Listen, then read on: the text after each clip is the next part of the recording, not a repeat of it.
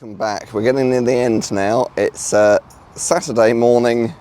I'm in Bathgate and I've got 48% charge because I went to Tesco last night, and next stop is the Park and Ride. Now I did check, there are plenty of chargers there, but they are Charge Place Scotland, which I've not used before, so we'll see how we get on there. I'm going to go to the Park and Ride, leave the car there, it should charge up, and we should go and play around in Edinburgh, go on the trams, etc.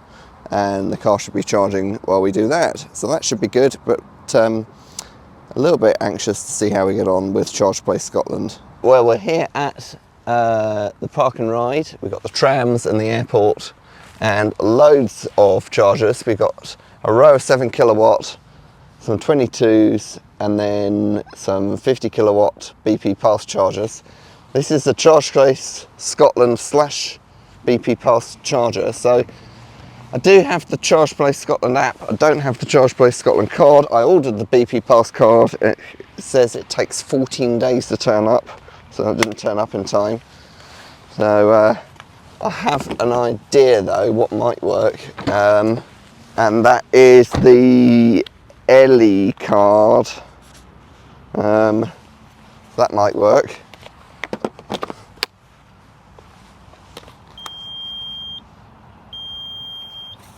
Oh no, it didn't. Right, I have to use the BP Pulse app then. I'm only using the BP Pulse app because I've got an account. Okay, it's not on the BP Pulse app. Okay, I'll use the Charge Place Scotland app. And you should have ordered a card. So it's number 61455. Socket 2. Create an account. You have to purchase an RFID card. No.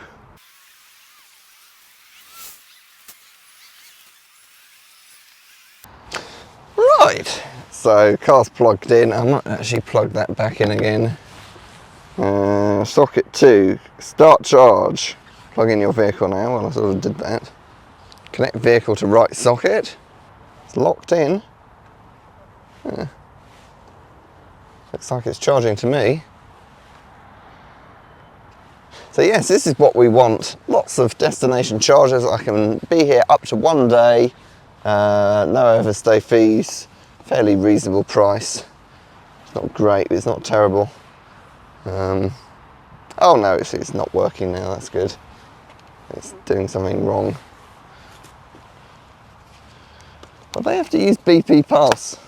Why does it not work with the BP Pulse app? What's that about? Let's try it this way.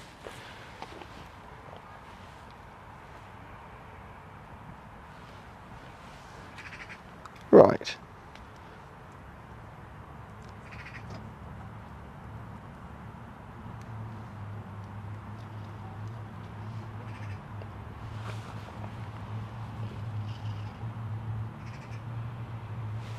Try that socket. Yeah, that's better.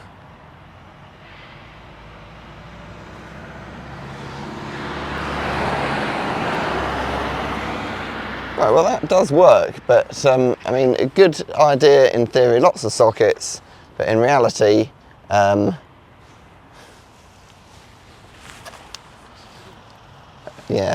a bit let down, but that is actually charging up now, I think.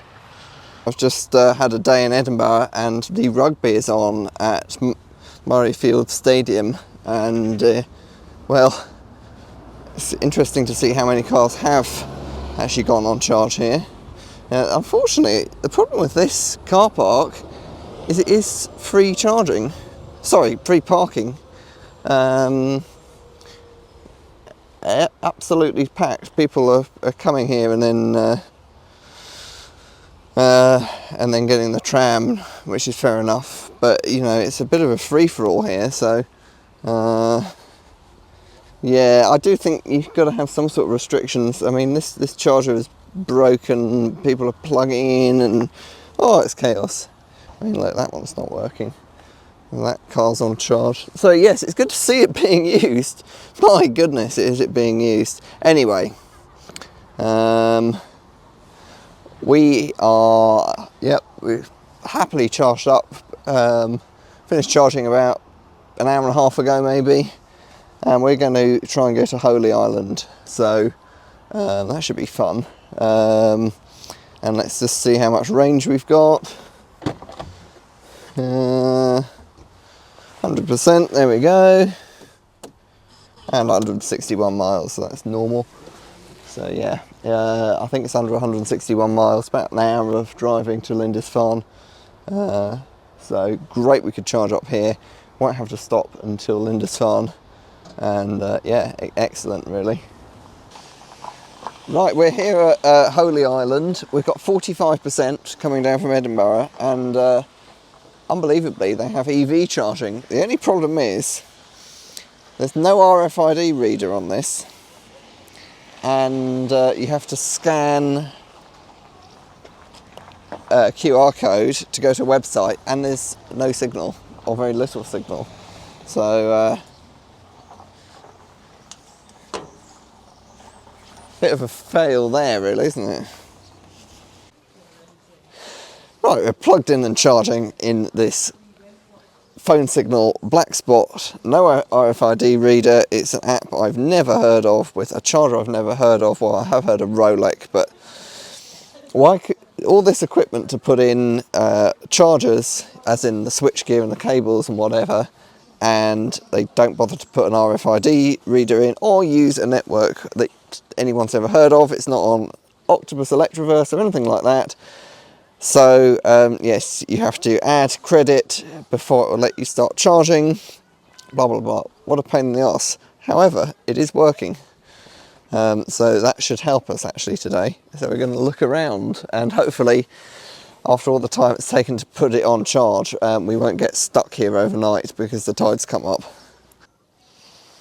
Well, we got to 90% here. You have to put in a minimum of £10 charge, which we did. There's an app apparently, but we didn't have signal to download it, so it's a bit of a rubbish system. I will look into it a bit more, but amazing. It's a 22 kilowatt charger here, even though on the app it says 7.4. On the website it says 7.4. So we've got to go before the floodway, the causeway floods, and hopefully the charger at the hotel will work, but at least we've got plenty of charge to get there. So it's really good. We've had a nice walk around. While we're doing something else, we've got an almost full charge, so fantastic. Just need to work on getting an RFID card for this site.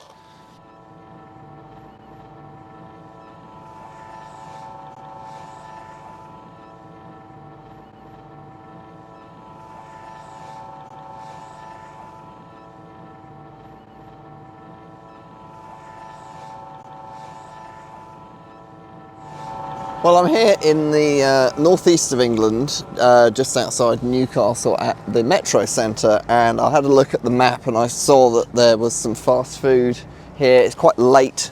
We're a few miles away from the hotel, which has a broken charger as far as I can see. So I thought we might get a charge here. Not that we particularly need it, about 40%. And I have to say, I'm very impressed with the northeast. They seem to be very serious about EV charging. So over there are 2 new 50 kilowatt chargers yet to be commissioned, and then we've got 6 Ionities here, again obviously yet to be commissioned. However, what a great start. And over there in the Metro Centre there are well over 30 22 kilowatt chargers, and over there somewhere there's a grid serve. So hasn't worked out for me just now because we're just popping in and out. Yes, I'm going to go to the hotel now, just down the road, just outside Newcastle, on the way to Durham on the A1. Hopefully I can get a charge there, but I'm not particularly worried and I'm not expecting it. But I thought it'd be interesting just to see what is coming, because a lot of this is about stuff that will be happening soon and perhaps isn't happening just yet. Well, I'm parked up at the hotel. I've got 35%. The charger that I thought was here actually is next door and it's broken. So 35%, I can get on the road tomorrow and work out what to do then. So it's not a real problem. Obviously it'd be much better if I had destination 7 kilowatt charger, because I'll be fully charged in the morning, but that isn't going to happen anytime soon here. No sign of that. So yep, 35%, and tomorrow we're going to try and just head all the way back down to Kent, see how we get on with that. Should be fine. Durham's just down the road, so probably going to stop off in Durham and then head home. So I think last day tomorrow, but although it's bank holiday Monday, don't really want to travel on Monday, so hopefully Sunday would be a little bit better. So tune in for that tomorrow, probably the last episode, and then I'm going to do a recap of all the prices and all of that kind of stuff. So thanks for watching.